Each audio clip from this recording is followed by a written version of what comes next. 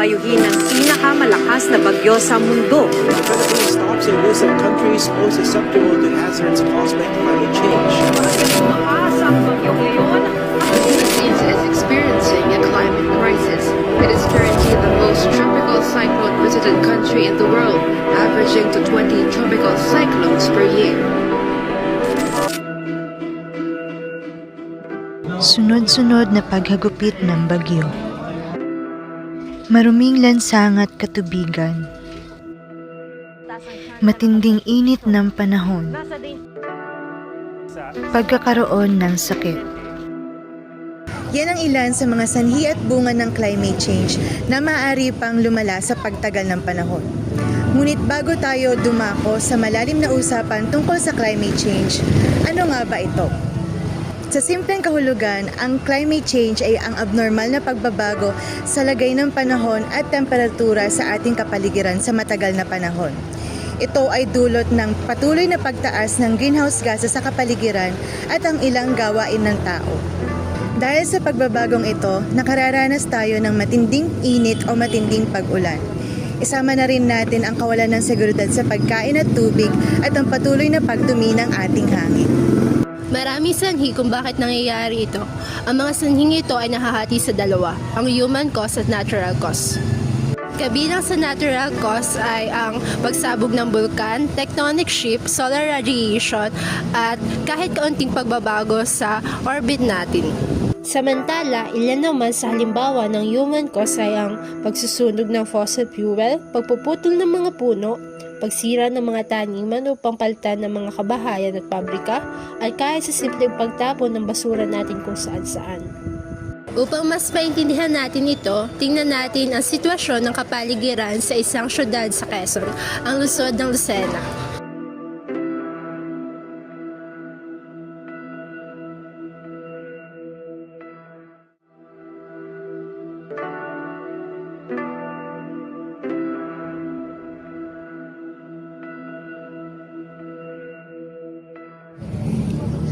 Isa ang Lucena City sa mga pinaka-urbanisadong mga syudad sa probinsya ng Quezon.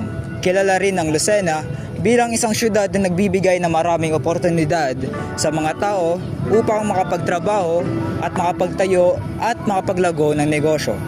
At dahil sa patuloy na paglobo ng populasyon sa lungsod ng Lucena, ay nagbibigay ito ng negatibong epekto hindi lang sa syudad, kundi na rin sa nasasakupan nitong kapaligiran. Patuloy ang pagsira ng mga kagubatan upang makapagtayo ng subdivision at patuloy na pagdami ng paggawa ng mga basura mula sa mga household solid waste hanggang sa commercial at industrial solid waste. Naging suliranin noon at magpahanggang ngayon. Sa bayan ng Lucena, ang waste management at dulot nga ito ng pagpatuloy na paglago ng populasyon, pagdami sa gawaing pang-ekonomiya at mabilis na pag-unlad sa lugar na ito. Ayon sa Lucena City Government, tanging city open dam site lamang ang tumatakbo noong nakalipas na mga dekada sa pangangalaga ng General Service Office Solid Waste Management Division.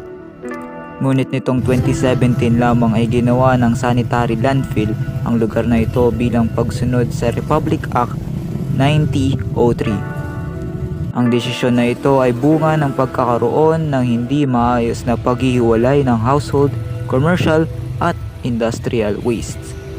Sa naging proyekto na ito ng lokal na pamahalaan, nasabing mas naging maayos ang waste disposal sapagkat mayroon itong Materials Recovery Facility o MRF kung saan isang paraan upang masegregate agad ang mga basura.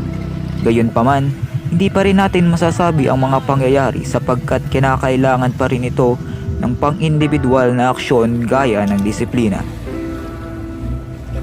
Hindi lang problema sa basura ang hinaharap ng mga mamamayan dito sa Lucena City. Gaya na rin ang polusyon sa hangin at katubigan. Dahil na rin sa pagdami ng basura dito sa Dalahican, naapektuhan na rin ang mga natural resources o kaya mga man-made structures na naapektuhan ng basura. Kita mo ito, nagde-degrade na ang mga bato at nalabas na rin mga river. Dito naman sa mga katubigan, nagbabago na ang kulay, tsaka nalabo na siya. Pansin mo may mga nalutang na rin at mga basura sa ilalim ng tubig. Ito ay siguro bunga ng kawalan disiplina ng mga tao at kapabayaan na rin ng mga namamahala rito. Ang Dalahican ay isa sa mga lugar na pinagpapaliguan ng mga tao dito sa bayan ng Lucena.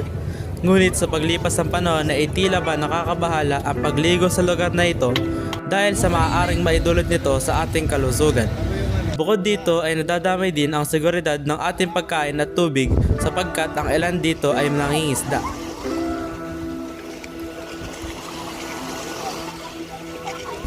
Alam naman natin na mainit ang panahon sa bayan ng Lucena. Maaaring dahilan nito ay ang pagiging low elevated ng bayan. Bukod pa rito, ay may mga suliranin pang kinakaharap ang bayan ng Lucena na siyang kinakaharap din ng iba't ibang bayan sa buong mundo. Ito ay air pollution. Dahil sa papalaking sektor ng industrial at commercial ay mas dumarami ang pabrika at mga sasakyan na nag-e-emit ng mga usok na nakakaambag sa climate change. Dahil sa climate change ng Lucena City ay mas umiinit ang panahon at mas tumataas ang temperatura. Ito ay nakakapekto sa livelihood at kabuhayan ng mga mamamayan nito. Ang ating kinakaharap ngayon ng mga hamon sa kapaligiran ay tila isang malaking alon ng tubig na kailangan natin lampasan. Ito ang mga pagbabago na maaaring magdulot ng mga masasamang epekto sa nasasakupan nito. Ngunit sabi nga diba, in every dark cave there is always a bright side. At dito sa Lucena City ay may mga naging hakbang para mabawasan ang epekto ng mga pagbabagong ito at maiwasan ang paghihirap ng mga tao. Upang masuwi ang mahalagang pelikulang ito, samahan niyo kami upang tuklasin kung paano naranasan ng ilang residente ng Lucena City ang mga epekto ng pagbabago ng klima at kung paano sila nagsikap na umangkop sa mga pagbabagong ito. Tunghayan natin ang mga naging panayam at personal na kwentong ibabahagi sa atin ng mga residenteng malapit sa Palengke, Dalahican at sa ilang bahagi ng Lucena City tungkol sa kanilang mga naging karanasan at tugon sa polusyon sa lupa, tubig at hangin. Gano'n na po kayo katagal na residente ng Lucena City po? Since birth, 39 years. Parang 39 years. Ilan taon na ako? 56 na. City. Tagal na. Tagal na rin po. 30 years na ako. Ang pwede sa Ilang taon na ba tayo dito? Ilan taon ang panganay natin? 37 na yata sinila na. Hindi 30 pala. 30. Mga 30. Tira dito po sa Dalahican. 23 years. 22 years old na.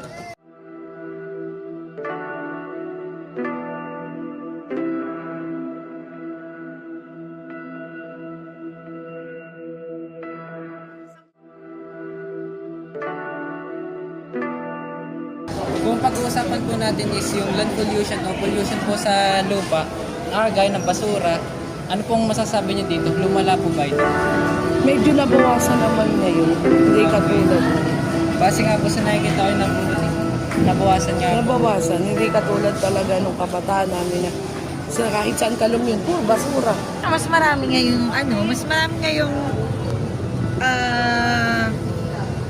pollution. Kasi nga, pagdami ng tao, pagdami ng sasakyan, pagdami rin ng katulad ng mga kalat, pagdami. Kasi unlike nung una, konti lang naman masyado ang ang tao. Kumbaga, ngayon na dami ng population, pagdami rin. Yun ang ko ha. So, parang lumalabo siya. Oo, parang every year naman. Oo, nadagdagan naman siya, hindi naman siya totally naleles. Lucinahin pa ba? Ay, kailangan lang talagang maglilinis. Tulong lang. Dapat hindi. Tayo na rin mga tatapon, iba yung mga pasaway. Kaya mga Pinoy, alam mo galing Pinoy, kung anong salay na ginagawa. May naging action po ba ang mga barangay o mayor mo sa Ay, di natutong maghakot ng mga basura, mga nakatambak. Talagang nililinisan na nila yung mga kalsa-kalsadang may mga basura. Salamat po. Nagsimula po ba yan naging mayor po si Mayor? Yung mas nauna pa po mayor? Buhat naman nung halimbawa sabihin na natin, nasimulan din naman ni talagang magtanggal ng ibang basura. Tapos nagtuloy-tuloy lang hanggang kay mayor.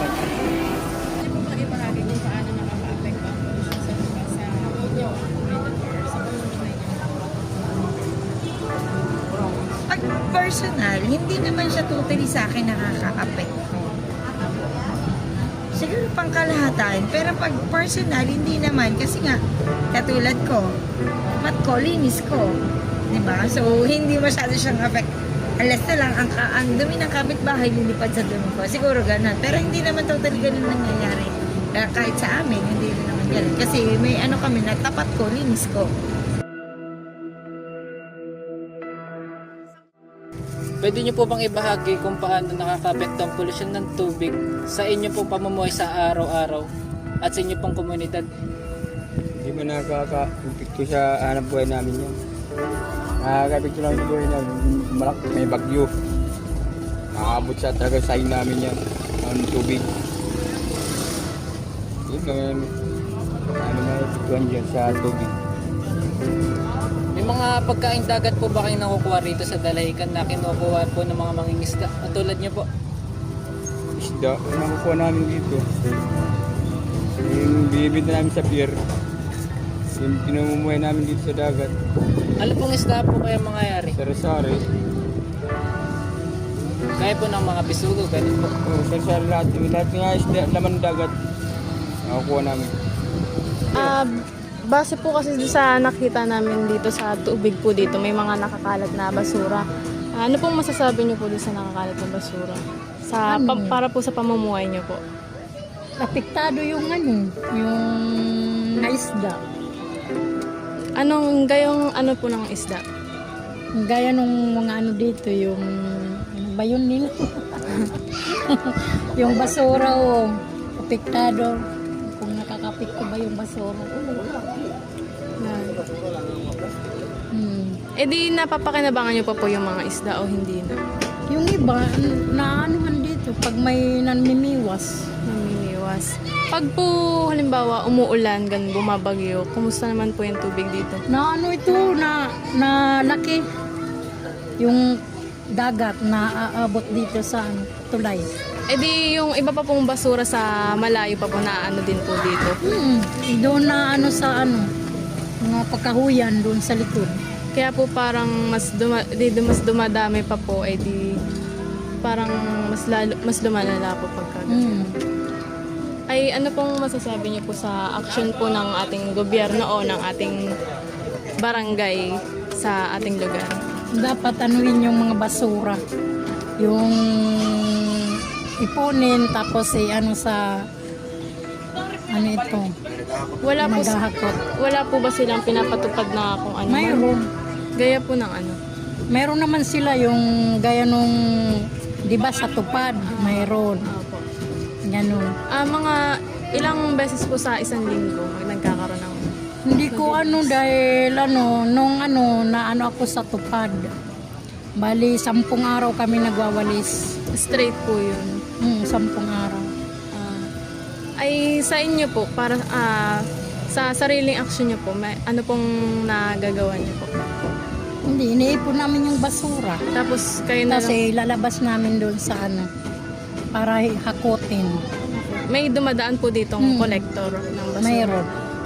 Tuwing kailan po yun sa? Tuwing Martes. Martes lang po. Base po sa mga basurang mga nakikita sa paligid, paano po ito nakaka-apekto po sa inyong pamumuhay sa araw-araw? Ano po kasi yung mga bata dito ay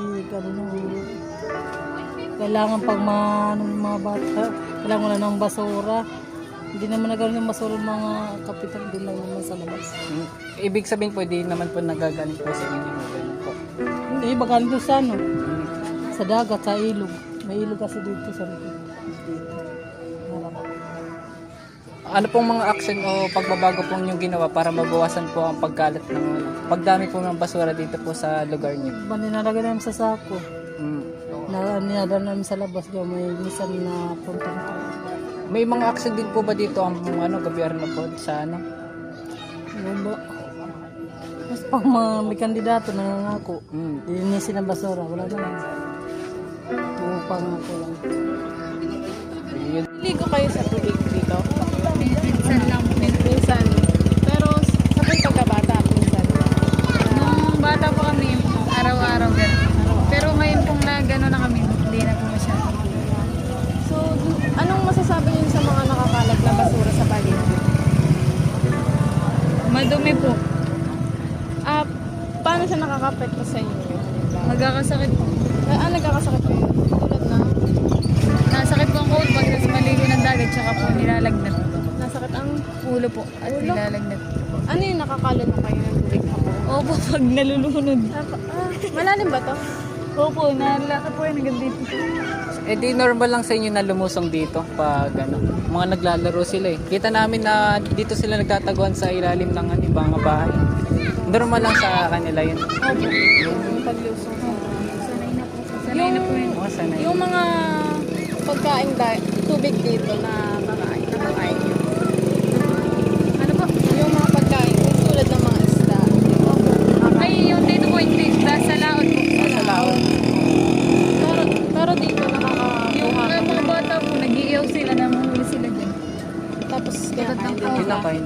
Nagkakasakit kayo mga Hindi ko na sa tinagal nyo dito, may nalaman ba kayo na pinatupad ng pamahalaan or ng barangay para maaksyonan yung mga basurang nakakalat dito sa tubig? Opo, yung tupad po. Oo, yun. tupad? Estudyante ba kayo? Opo. Estudyante. Bilang estudyante, ano yung ginagawa niyo para makatulong sa paligid? O para mabawasan at maiwasan yung pagdami ng basura sa tubig. Ganun. Nakikilaw po kami sa mga program. Tulad po ng mga paglilinis. Sa mga nakita nating kasalukuyan na kalagayan ng ating kapaligiran at sa mga napakinggan nating kwento mula sa ilang residente ng bayan ng Lucena, na masasabi natin na matindi ang epekto ng pagbabago ng klima sa ating mga pamumuhay, sa ating kalusugan, pati na rin sa ating kapaligiran. Hindi may tatanggi na ang ilan sa mga ito ay dulot sa kapabayaan ng mga tao sa kagustuhan na mas paunlarin pa ang ekonomiya ng isang lugar. Gayunpaman, patuloy pa rin naman itong binibigyan ng pansin ng ilan upang mabawasan ang masamang dulot nito sa atin. Nagkaroon ng maayos na waste disposal, ilang proyekto ang naipatupad at mismo mga residente na ang gumawa ng aksyon upang mabawasan ang mga suliranin na ito. O di kaya ay humanap na ng paraan upang makaayon sila rito. Bukod sa mga naging aksyon ng ating mga nakatataas ay maaari rin tayo magsimula ng pagbabago sa ating mga sarili. Sabi nga nila, small acts when performed by millions of people can transform the world. Sa simpleng pagdisiplina sa ating mga sarili, kagaya ng pagtatapon ng ating mga basura sa tamang basurahan, o di kaya paghihiwalay ng mga nabubulok sa hindi nabubulok, ay maaari makatulong na tayo sa masamang epekto sa ating kapaligiran. Sa simpleng pagsali sa mga proyekto sa paglilinis ng ating kapaligiran, o di kaya pagtatanim ng mga halaman sa sarili nating mga bakuran. Sa paglipas ng panahon, maaaring lumala o maibsan ang epekto ng climate change. Nasa sa kamay natin ang pagbabago. Kaya ikaw, sumama ka. Let's change the way to extinction.